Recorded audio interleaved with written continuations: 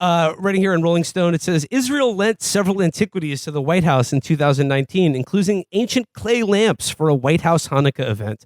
Unfortunately, Donald Trump was president at the time, which means the artifacts are now at Mar-a-Lago, and Israel can't figure out how to get them back, Haaretz reported on Tuesday. The artifacts were only supposed to be in Washington, D.C. for a few weeks. Israel Haysen, the director of the Israel Antiquities Authority, told Haaretz that because they are so valuable, he wanted someone to pick them up instead of having them shipped overseas.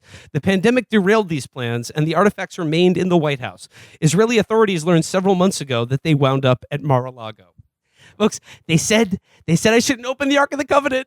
Should I do it? Should I open the Ark of the Covenant? I'm going to do it. But I Felix, mean, like, well, what are the, like, okay, knowing what we know about so-called Israeli antiquities, I remember there was a big thing about Netanyahu, how he was trying to prove that his family is indigenous to Israel. Yes. He had some fake coin, like the type where you put a penny in one of those museum machines where you crank the handle. And out, where he was like, look, it says Netanyahu in ancient Hebrew.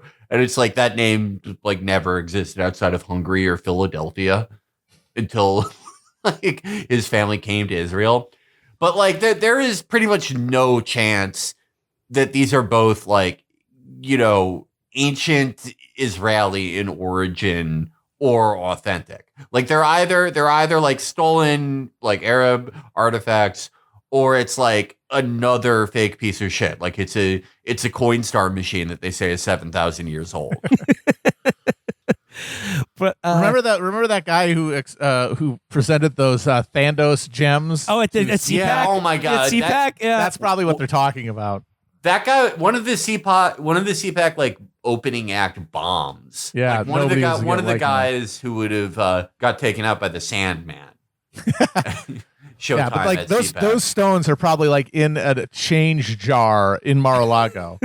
Yeah. Well, I mean, like, okay. I'm inclined to agree with you, Felix, that like all the entire Israeli antiquities business, it's either not Israeli or pilfered from, or like certainly simply not old enough to be considered an antiquity.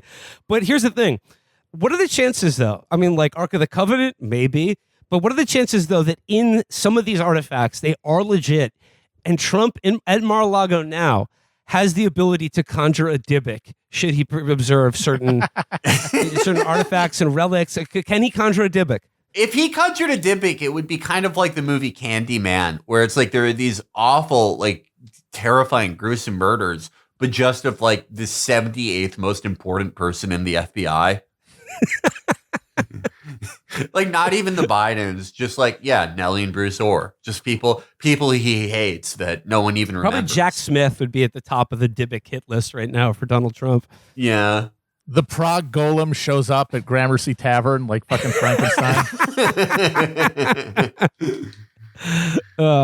But I mean, like, I you know, it's just one of these things where like you have to give it up for demand. You have to give it up for. Oh Trump, yeah, just right? like I'll be taking absolute. that.